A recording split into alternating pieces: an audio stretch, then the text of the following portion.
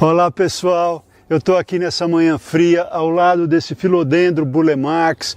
Ele me deu essa mudinha muitos anos atrás para falar dele, do mestre dos mestres.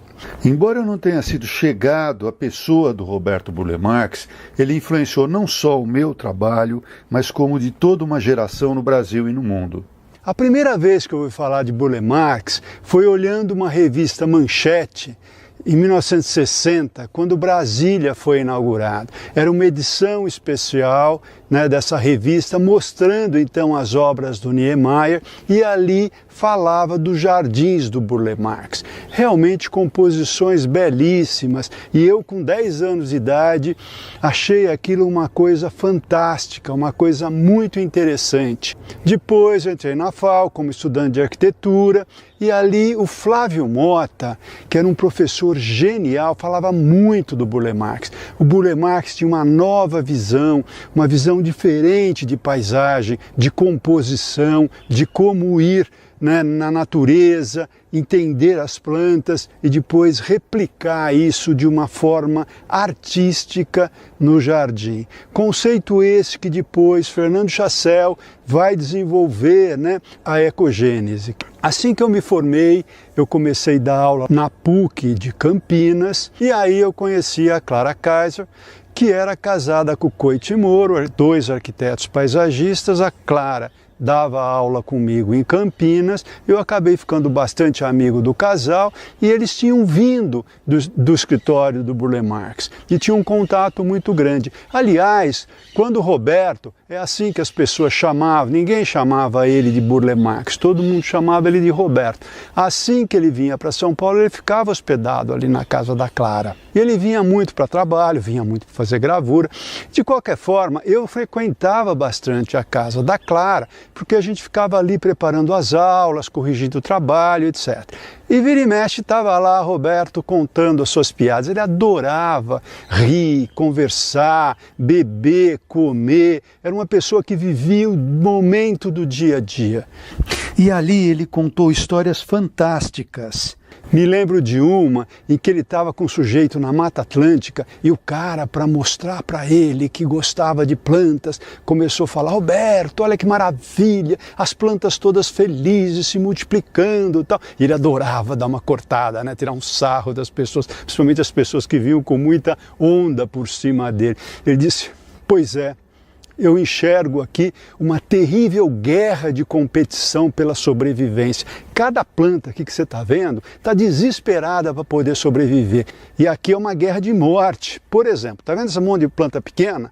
Se a maior não morrer, são as pequenas que vão morrer, porque elas nunca terão um raio de sol para poder fazer fotossíntese e conseguir ultrapassar a copa das outras. Então, quando você vê alegria, eu vejo aqui um problema de morte. O cara ficou com aquele olhão assim, e ele dava risada. Tinha outro, então, melhor ainda, que ele estava num evento e veio uma socialite toda eufórica falar com ele, Roberto, Roberto, Roberto. Nessa época, tinha saído um livro que falava da questão sensorial das plantas, que as plantas, enfim, elas gostavam de determinadas coisas, elas agradeciam quando as pessoas cuidavam delas, elas gostavam de música. Então chegou a socialite: Roberto, descobri, minhas plantas adoram Mozart, e a sua do que gostam? Ele falou: as minhas gostam mesmo de bosta. A mulher ficou maluca.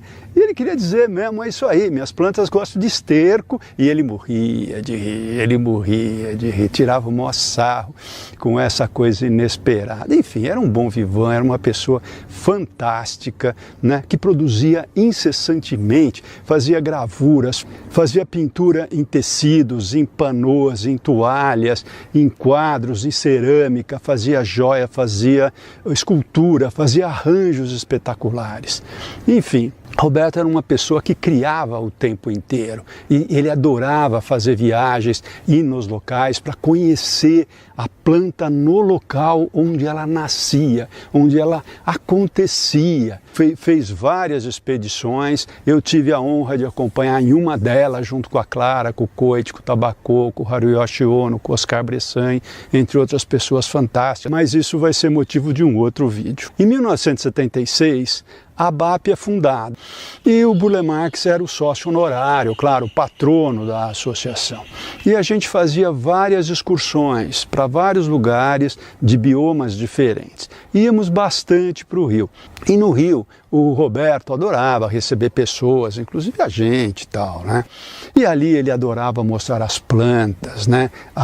Foi ali que eu conheci as acácias ceial com seu tronco vermelho, o Pithecolobium tortum, que ele adorava, né? O Roberto, ele pegava determinadas plantas que ele gostava, por exemplo, os troncos, né, do Pithecolobium, que é muito escultórico, ele pintou uma série enorme. Foi ali que eu conheci a Neodipsis, a Congeia. Foi ali que eu conheci a Corypha umbraculífera, né?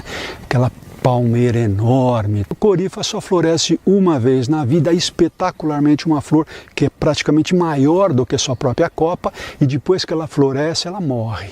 O Roberto tinha ali na frente da varanda, né, um espelho d'água com um painel feito de pedras, na verdade, de demolição, que ele cuidadosamente remontou ali de uma forma fantástica.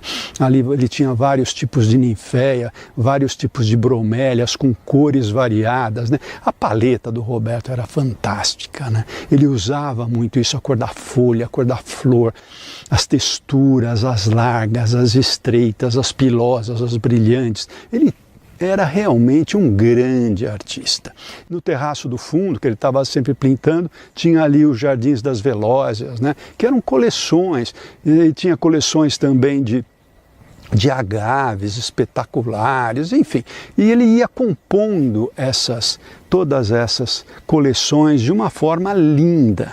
E ele fazia muitas experiências no sítio. Me lembro que na época ele estava testando fazer uns totens para plantar bromélias, para plantar trepadeiras. E para fazer esses totens ele testava aqueles containers de lixos de plástico que tem as treliças de plástico, ele empilhava, ele não ficava preocupado com o que iam achar dele ou não. Ele fazia aquilo que ele queria, era uma pessoa muito livre, muito aberta, muito de bem com a vida. De repente ele cantava trechos de ópera em alemão, né? Ficava todo mundo assim, maravilhado.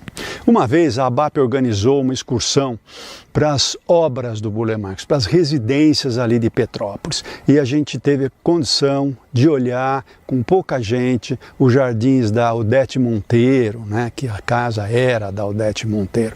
E ali eu aprendi um negócio lindo, né, que o que normalmente a gente via era em planta, um desenho lindo, né, a guache, que normalmente ele fazia, as pessoas, né, emolduravam esses desenhos, colocavam na parede. Aliás, o Chassel começou a trabalhar com o Burle Marx como guaxista.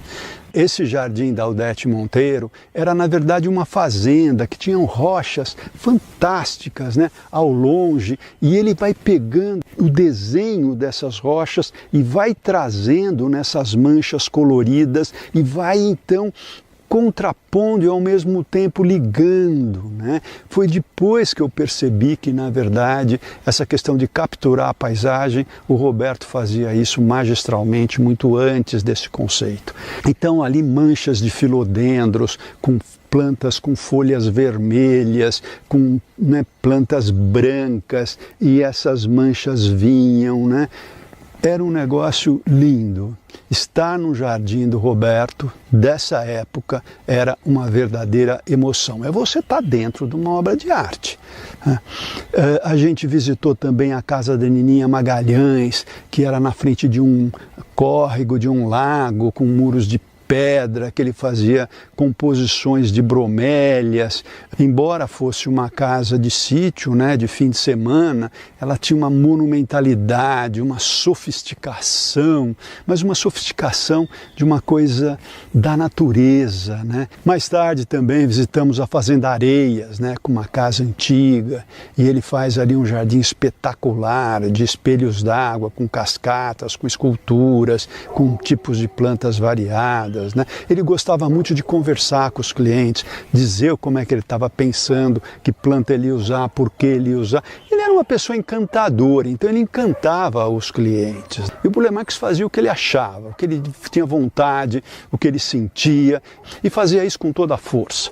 E essa força aparece até hoje nos seus trabalhos. Enfim, Roberto era isso, né? Uma pessoa que vivia o momento, intensamente, maravilhosamente bem e contagiava todo mundo que estava à sua volta. Além de ser um grande artista, um grande paisagista. O maior paisagista de todos os tempos. Um grande abraço.